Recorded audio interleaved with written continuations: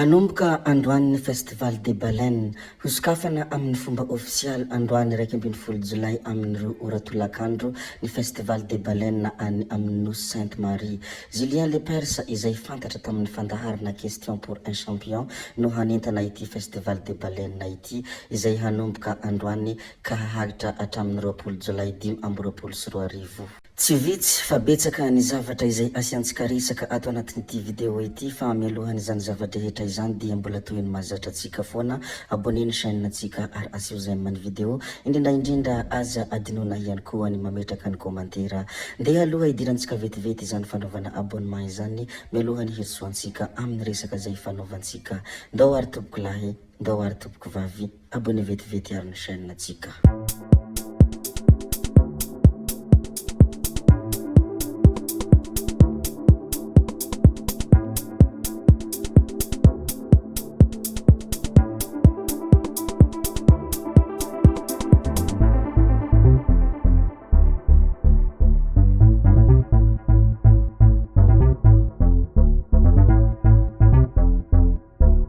Ilaza ny zavamisy any amin'iny faritra fitovinany iny isika mandray antanana any ikongo ny fitondram-panjakana ho fanamafisana ireo ezaka efa natomboka dia tonga ao ikongo ireo solotenan'ny gouvernemanta toy ny ministry ny atitany, ministry ny fahasalamam-bahoaka, ministry ny fitaterana sy ny famantarana ny toetrandro, ministry ny mponina sy ny firaisankina.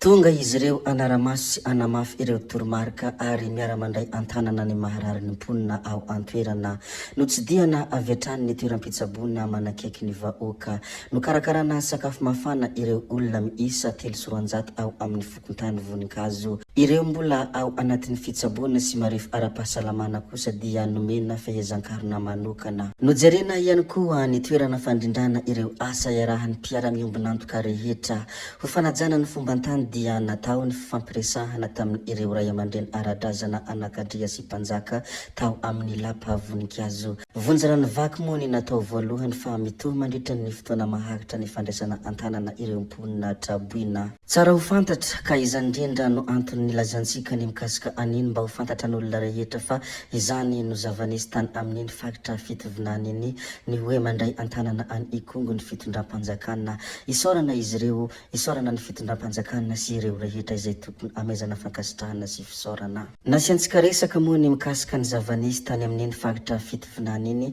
ndeha arisika hizarakely ny zavatra malaza any ivelany. Izy ty moa dia any Mali. Nampahary ny filohan'ny tetezamita General Assimi Goïta ny lalàna izay manome azy fahafahana feno hanavao ny fepitao-piasany. Anatiny io fangatahana alalana fanomezana azy fahafahana feno hanavao ny fepitao-piasany io moa dia 5 taona azo havozina tsy misy fetra ary tsy mila fifidianana mandra-pahiverena ny fitoniana any antoerana. Raha tsy ahivina moa ny tantara sy ny zavatra izay efa lasa dia isan'ny ireo lohandohany tamin'ny fanonganam-panjakana tao Mali ny tenany tamin'ny taona 2024. Efa filoha lefitra ary filoham-panjakana nanomboka ny taona 2024 ihany koa.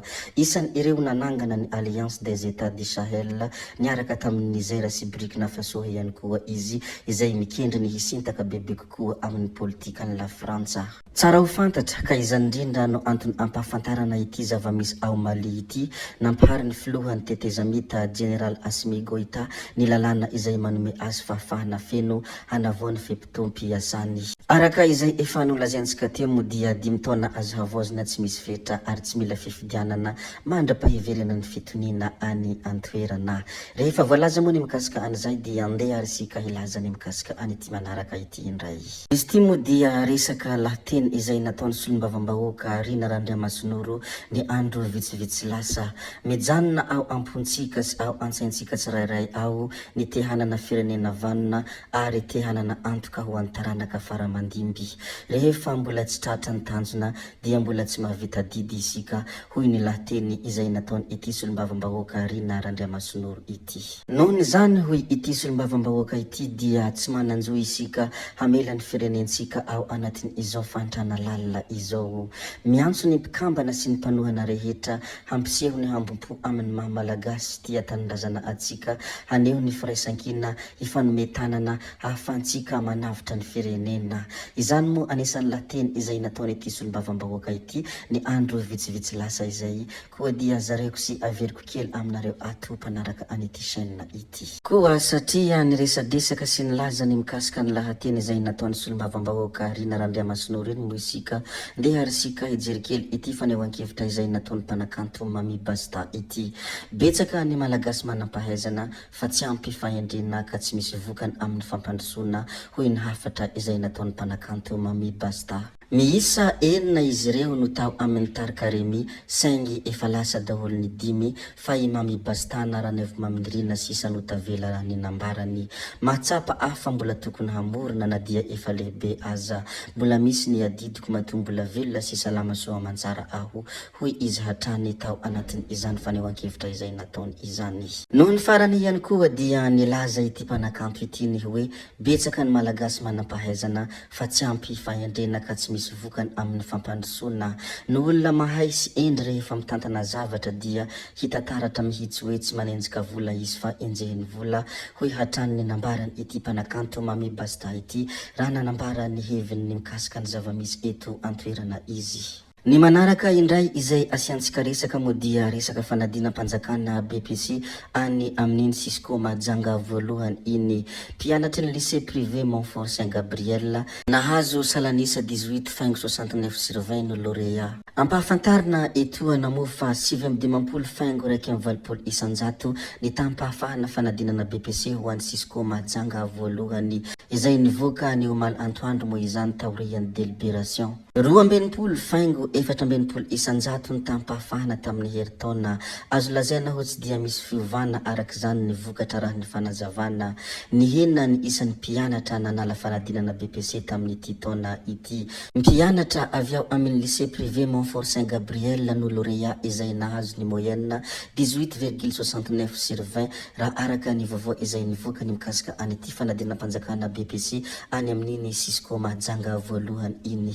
Izahay ato anatin'ity chaîne ity moa dia manolotra fiarabana sy firariantsoa ho an'ireo zay olona nanala BPC ka afaka soa mantsara arabaina ary zandry malala mazotoa mianatra fa ny fianarana ny lova tsara indrindra. Somary efa betsabetsaka sy maromaro ny zavatra izay efa voalaza sy ny zavatra izay efa voazara tato anatin'ity video anankiray ity, koa dia tsy valampatra lava intsony isika ary tompoko vavy sy tompoko lahy.